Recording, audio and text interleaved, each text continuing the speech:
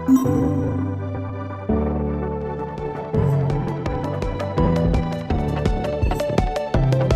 Everyone, welcome back to my channel. आज का हमारा टॉपिक है how internet works. Video start करने से पहले अगर आपने मेरा चैनल सब्सक्राइब नहीं किया तो जल्दी से जाएं, मेरे चैनल को लाइक, सब्सक्राइब, शेयर करें ताकि मेरी नई आने वाली वीडियोस का नोटिफिकेशन बर वक्त मिल सके। आज हम बात करेंगे कि इंटरनेट कैसे काम करता है, कैसे डेटा और इन्फॉर्मेशन एक जगह से दूसरी जगह विद इन सेकंड्स ट्रांसफर करता है। तो इंटरनेट वर्किंग के रिलेटेड कंप्लीट इन्फॉर्मेशन जानने के लिए वीडियो को एंड तक देखिएगा। आइए वीडियो स्टार्ट करते हैं। सबसे पहले बात करते हैं कि इंटरनेट क्या है। Internet basically world wide computer network है जो telephone lines, optical lines, fibre optic lines, satellites and wireless connection के जरिए लिंक किया जाता है। इसके बगैर कोई डेटा और इन्फॉर्मेशन ट्रांसफर नहीं होती। अब बात करते हैं कि इंटरनेट काम कैसे करता है। हम चैट करते हैं, ईमेल सेंड करते हैं, तो कभी आपने ये सोचा कि एक मैसेज या कोई भी इन्फॉर्मेशन जो आपकी डिवाइस से निकला वो और कितनी डिवाइसेस से होकर गुजरता है।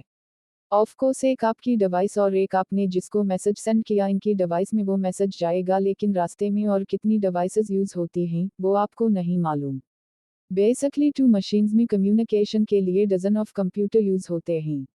आप एक डेफिनेशन से देखें कि दुनिया के सारे कंप्यूटर्स को अगर हम कनेक्ट कर दें तो इंटरनेट बन जाता है। अब ये सब कंप्यूटर कनेक्ट कैसे होते हैं, नेटवर्क कैसे बनता है, ये सब मैं आपको आज की वीडियो में बताने वाली हूँ। आजकल इंटरनेट हमारी जिंदगी का अहम तरीन हिस्सा बन गया है। आजकल इंटरनेट पर स्टडी से related and other content related informative videos देखने को मिलती हैं। लेकिन क्या आप ये जानते हैं कि ये सब कुछ होता कैसे है, कैसे हम तक ये सब पहुंचता है। इंटरनेट का मतलब है interconnected network of computer around the world. Means बहुत सारे कंप्यूटर्स जो एक दूसरे से कनेक्टेड हैं ऑल अराउंड द वर्ल्ड।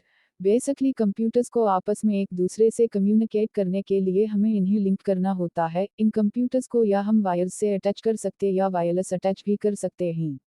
लेकिन इतने सारे कंप्यूटर्स को अगर हम वायर से अटैच करेंगे तो वो बहुत कॉम्प्लिकेटेड हो जाएगा, उसके लिए बहुत सारी केबल्स चाहिए होगी। तो इस कॉम्प्लेक्सिटी को ख़त्म करने के लिए हम राउटर का इस्तेमाल करते हैं। Router is just like a small computer, जिसका बस एक काम है, जैसे रेलवे स्टेशन के सिग्नल्स होते हैं जो ट्रेन को ट्रैकिंग सिग्नल्स प्रोवाइड करते हैं, उसी तरह राउटर की भी सेम वर्किंग है।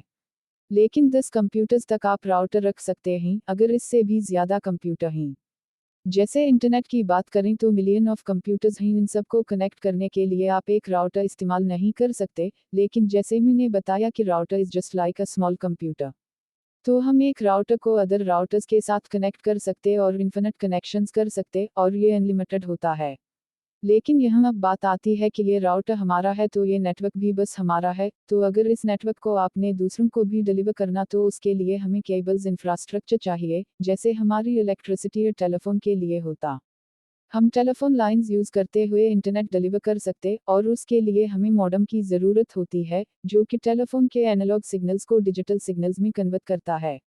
अब सवाल है कि क्या फ़ोन लाइंस को कंप्यूटर में लगाने से इंटरनेट चल जाता, तो इसका जवाब है नो। बेसिकली इंटरनेट कनेक्शन के लिए हमें ISP की ज़रूरत होती है। ISP means internet service provider. जैसे कि नाम से पता लग रहा है कि ये एक ऐसी कंपनी है जो इंटरनेट की सर्विस प्रोवाइड करती है। यानी उनके पास एक ऐसा राउटर होता है जो दूसरे ISP के राउटर के साथ कनेक्ट होता, जो कंप्लीट इंफ्रास्ट्रक्चर बिन के इंटरनेट बन जाता है। अब जैसे हमने YouTube पर वीडियो अपलोड की, तो जैसे ही अपलोड की तो ये किसी डेटा सेंटर में जाकर स्टोर हुई। अब ये डेटा सेंटर कहाँ है, तो बेसिकली यूट्यूब पर बहुत से डेटा सेंटर हैं। लेकिन हम एग्जांपल लेते कि हमारा डेटा सेंटर मुंबई का है, तो उसके किसी सर्वर में हमारा डेटा स्टोर होगा, और ये सर्वर किसी डेटा सेंटर में होगा, और फिर ये डेटा सेंटर कनेक्ट होगा किसी ISP के साथ। तो जब भी यूट्यूब सर्वर को कॉल करोगे तो जैसे ही ब्राउज़र में URL लिखोगे तो आपका ब्राउज़र फाइंड करेगा कि उसका URL का IP एड्रेस क्या है। ये एक फ़ोन बुक की तरह होती है, जहाँ सारे URL IP एड्रेस होते हैं। जैसे ही IP एड्रेस मिल गया तो ब्राउज़र वेब सर्वर तक कनेक्शन बनाएगा। जैसे ही सर्वर रिस्पॉन्स करेगा तो उसका मतलब है कि हम कनेक्टेड हैं। लेकिन हम जब भी किसी वेबसाइट से रिक्वेस्ट करते हैं तो एक सेट ऑफ रूल फॉलो करना होता है। TCP/IP एक प्रोटोकॉल है जो यहाँ फॉलो हो रहा होता है। अब TCP/IP क्या है, इसकी कंप्लीट डिटेल ब्रीफली आपको नेक्स्ट वीडियो में दी जाएगी। वेबसाइट रिक्वेस्ट रिस्पॉन्स की बात करें तो अब ये website request response packet form में होता है जो स्मॉल पार्ट्स में डिवाइड होकर हमारे पास आता है। फॉर एग्जाम्पल, अगर आप कोई वीडियो देखते हैं तो वीडियो के अंदर बहुत से फ्रेम्स होते हैं, सारे frames small packets of data के अंदर बाइनरी बिट्स ऑफ डेटा से आ रहे होते हैं, और बाद में डेटा पैकेट्स एक साथ जब आ जाते तो फिर से रीअसेंबल होकर हमारे कंप्यूटर स्क्रीन पर शो होते हैं। अब ये सब कुछ होता कैसे है? बेसिकली सब पैकेट्स को ये मालूम होता है कि उसे किस आईपी एड्रेस पर जाना और कौन से अदर पैकेट के साथ कंबाइन होना है। तो जैसे ही आप कोई वीडियो रिक्वेस्ट करोगे तो वो सबसे पहले स्मॉल पीसेस में डिवाइड होकर पैकेट बनेगी और फिर इंटरनेट केबल के थ्रू वेब सर्वर तक जाएगी। वेब सर्वर प्रोसेसिंग स्टार्ट करेगा, फाइल में वीडियो ढूंढने का टास्क परफॉर्म करेगा, और ये सब within millisecond process हो रही होती हैं। जब फाइल मिल जाती तो वो फिर से वेब सर्वर में एक रिस्पॉन्स के रूप में आप तक पहुंचा दी जाती है, और फिर इस प्रोसेस के बाद वीडियो लोडिंग स्टार्ट हो जाती है, और फिर इस सब के बाद आपकी स्क्रीन पर विद इन सेकंड्स शो हो जाती है। उम्मीद करती हूँ आपको इंटरनेट एंड इट्स वर्किंग से रिलेटेड कंप्लीट कॉन्सेप्ट समझ आ गया होगा। अगर आपको उसके रिलेटेड क्वेरी हो तो कमेंट सेक्शन में मेरे से पूछ सकते हैं। वीडियो पसंद आई हो तो लाइक एंड शेयर करें। Thank you.